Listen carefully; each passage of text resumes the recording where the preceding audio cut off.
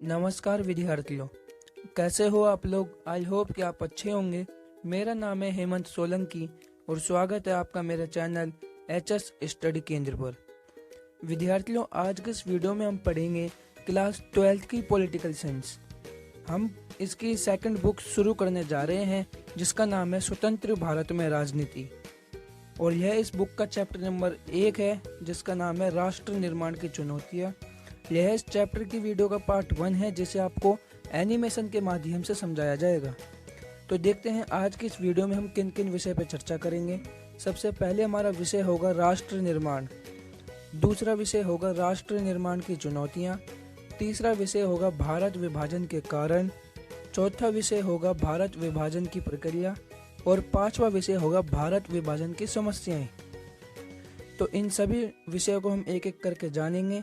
तो देखते हैं हमारा सबसे पहला विषय जो कि है राष्ट्र निर्माण, यानी कि जब भारत आज़ाद हुआ तो भारत में क्या क्या हो रहा था। हम इसको एकदम पॉइंट वाइज पॉइंट से पढ़ेंगे।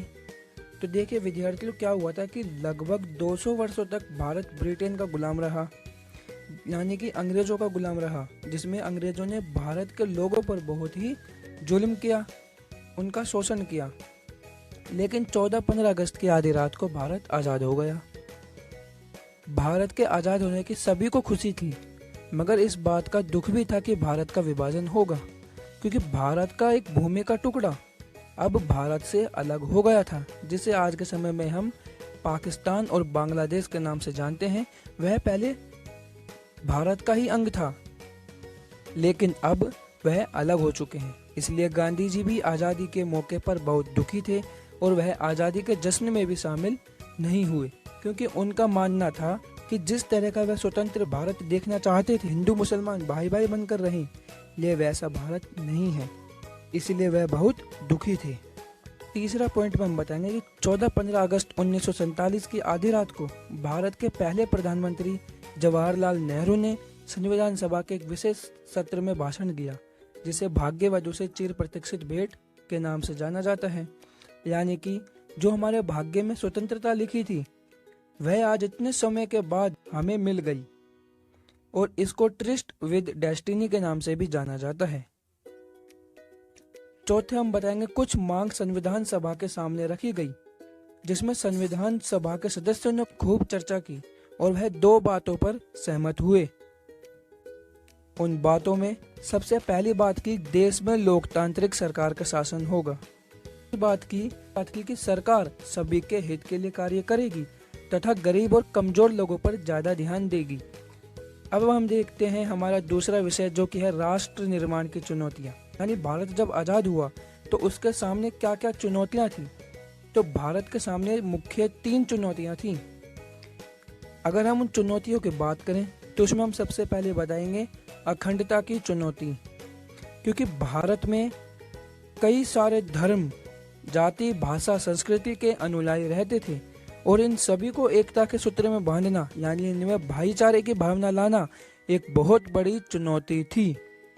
इसके अलावा आप इसी चुनौती में बता सकते हो कि भारत में लगभग 565 रजवाड़े थे जो कि भारत के बिल्कुल बीच बीच में स्थित थे।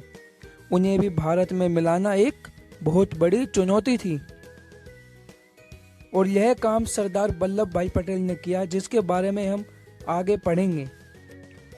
दूसरी जो चुनौती थी वो थी लोकतंत्र की स्थापना, जिस चुनौती का सामना भारत ने बड़े ही अच्छे तरीके से किया है और आज भारत का लोकतंत्र विश्व में सबसे बड़ा लोकतंत्र है।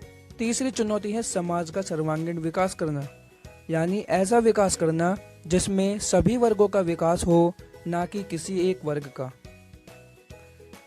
अब हम देखते हैं हमारा तीसरा विषय जो कि है भारत विभाजन के कारण, यानी कि भारत और पाकिस्तान अलग अलग क्यों हुए, क्या कारण थे कि भारत का एक भूमि का टुकड़ा अलग हुआ, जिसे आज हम पाकिस्तान और बांग्लादेश के नाम से जानते हैं। तो उसमें हम सबसे पहला जो कारण बताओगे वो होगा द्विराष्ट्र सिद्धांत। द्विराष्ट्र सिद्धांत मुस्लिम लीग द्वारा दिया गया था। मुस्लिम लीग एक संघ था जो कि मुसलमानों के हित के लिए कार्य करता था, जिसके नेता मोहम्मद अली जिन्ना थे।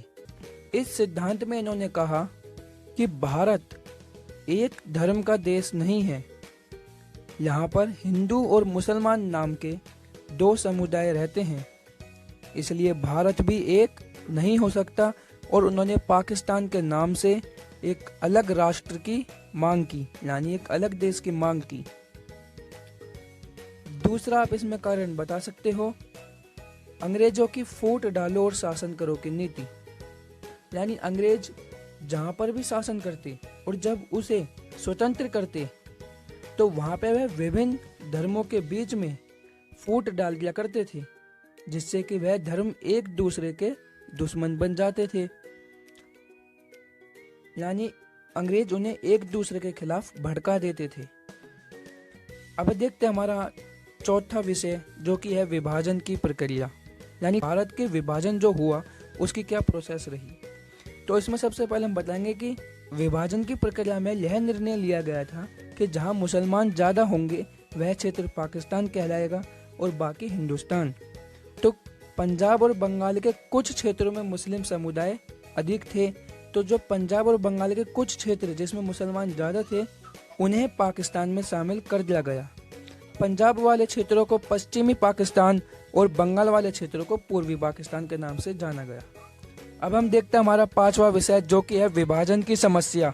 यानी भारत का विभाजन करने में क्या क्या समस्याएं आई।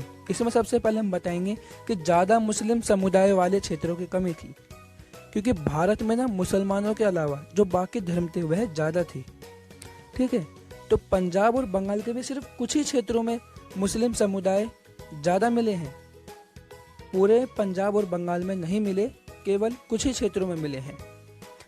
दूसरे हम समस्या की बात करें तो इसमें हम बताएंगे मुस्लिम बहुल क्षेत्र पाकिस्तान में जाने के लिए तैयार नहीं था। यानी जो वह क्षेत्र जहां मुसलमान ज़्यादा थे वह ज़्यादातर क्षेत्र पाकिस्तान में मिलने के लिए तैयार नहीं था। उनका कहना था कि वह हिंदुस्तान में ही रहेंगे। तीसरी समस्या में हम बताएंगे कि पंजाब और बंगाल का विभाजन, क्योंकि मैंने आपको बताया कि पूरे पंजाब और बंगाल में मुसलमान ज़्यादा नहीं थे, बल्कि पंजाब और बंगाल के कुछ ही क्षेत्रों में मुसलमान ज़्यादा थे। तो उन क्षेत्रों को पंजाब और बंगाल से अलग करके पाकिस्तान में शामिल करना एक बहुत बड़ी समस्या थी।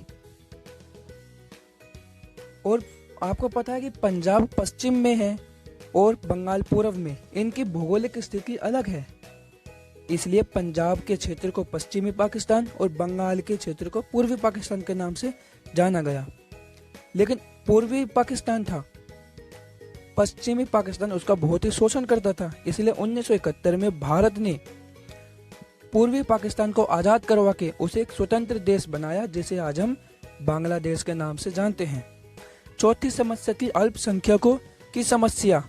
जो पंजाब में जो मुस्लिम बहुल क्षेत्र थे वह और जो हिंदू या अन्य धर्म के क्षेत्र थे वह अब एक दूसरे के लिए विदेशी बन गए थे और इन पर अब हमले भी होने लगे थे। तो इन्हें शांत कराना और इसमें भाईचारे की भावना लाना भी एक बहुत बड़ी समस्या थी। तो आज की वीडियो में मुझे जितने टॉपिक समझाने थे मैंने समझा दिए। आई होप कि आपको वीडियो अच्छी लगी होगी और समझ आया होगा। अगर आपको वीडियो अच्छी लगी और समझ आया तो वीडियो को लाइक करें, शेयर करें, चैनल को सब्सक्राइब करें और बेल आइकन को भी दबा दें। और मुझे कमेंट में ज़रूर बताना कि आपको वीडियो कैसे लगी और आपको समझ में आया कि नहीं। धन्यवाद दोस्तों, मिलते हैं अगली वीडियो में।